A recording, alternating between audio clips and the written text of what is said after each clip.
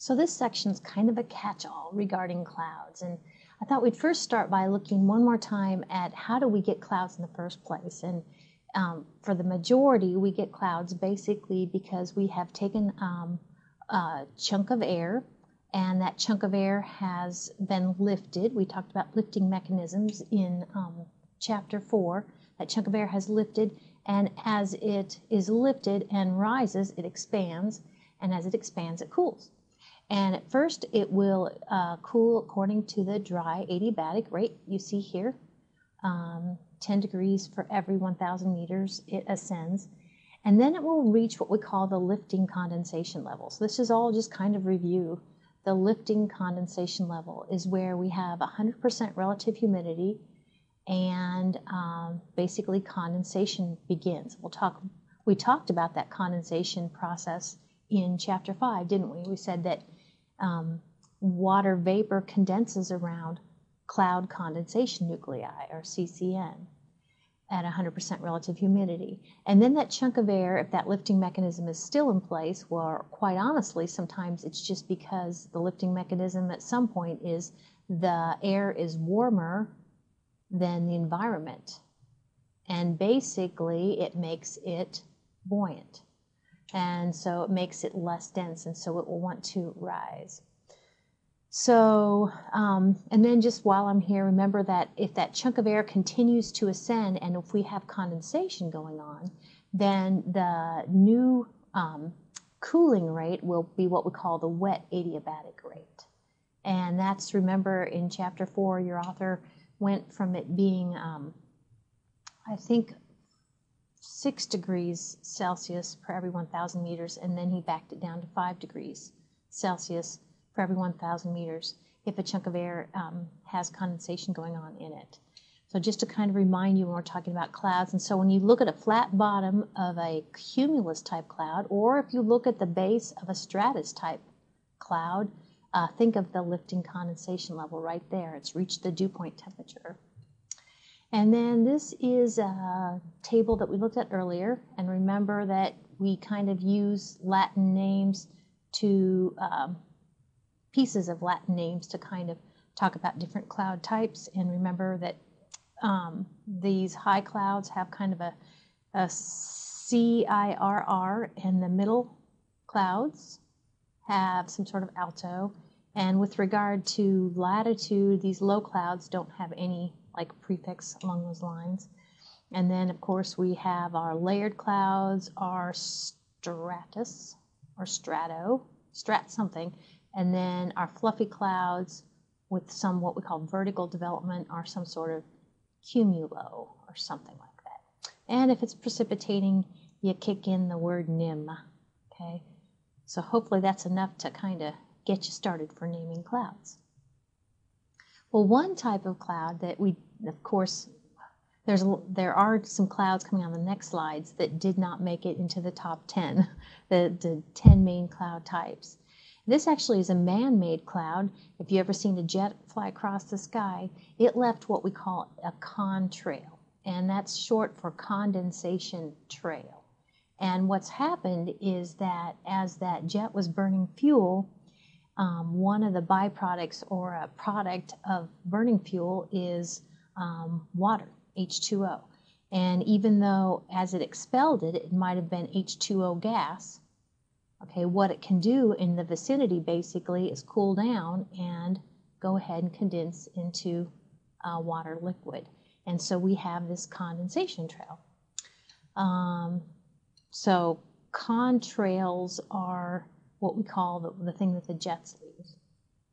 So actually, you're kind of looking at a busy part of the world where this says aircraft cover can account for about 0.1% of the Earth's, can cover about 0.1% of the Earth's surface. It's kind of interesting.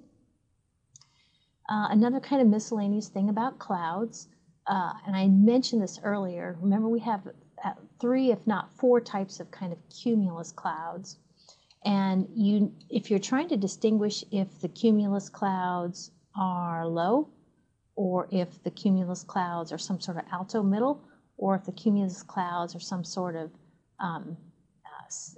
cirrocumulus, You can hold out your hand. Let's see, I was trying to draw a person there. You can extend your arm and hold out your hand, and the higher clouds, of course, will be, the higher clouds will look smaller relative to your hand. So here's kind of the rule of thumb, no pun intended. If it's a relatively low cloud, a cumulus cloud, it's going to be big, about as big as your fist. If it takes only your thumb to cover up the cloud, then that must be some sort of middle cloud, alto cumulus.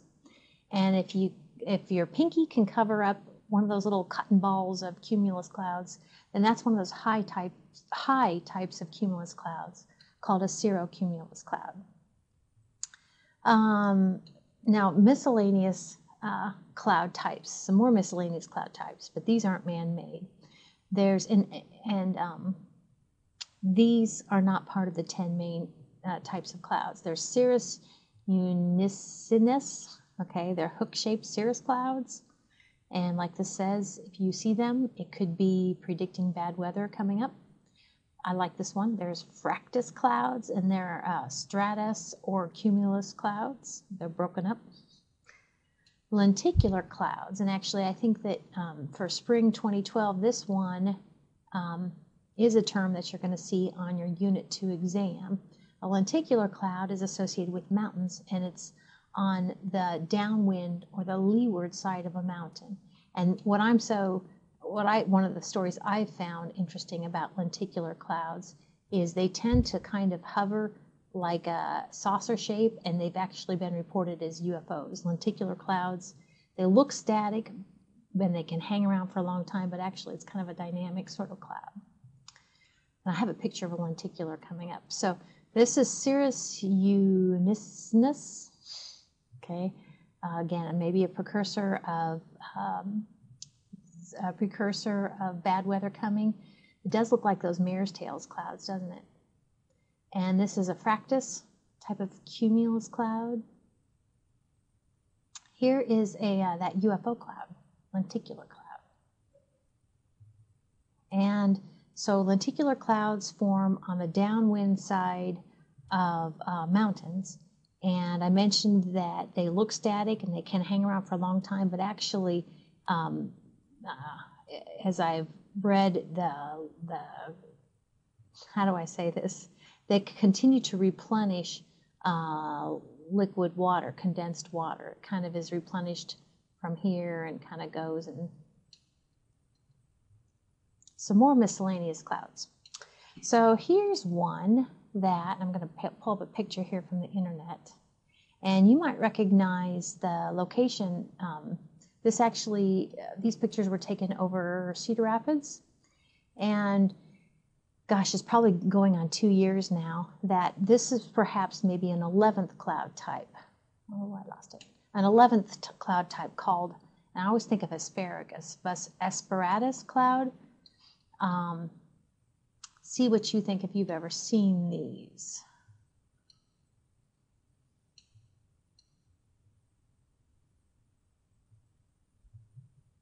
Where did it go? I think that's Cedar Rapids. But see, it looks like it's layered. It's kind of got the sort of layered look to it. But notice the whole flat bottom that we're used to seeing most stratus clouds, it's not there. So it's kind of got a pouchy sort of look to it.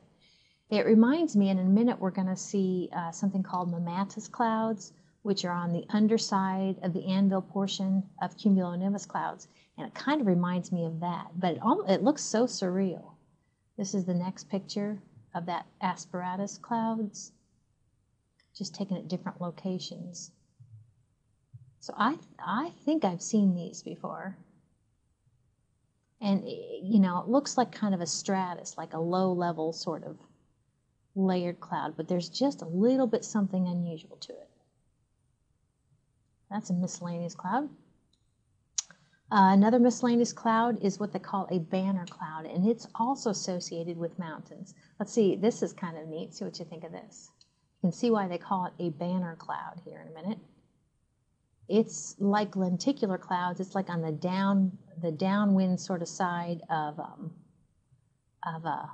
the leeward side of a mountain. Let's see if that made it any bigger. Banner clouds. Maybe. Oh, it didn't make it any bigger. Okay. What else do we have for special clouds? Miscellaneous clouds I mentioned, and I have a picture of miscellaneous clouds coming up. They're associated with cumulonimbus or thunderstorm clouds.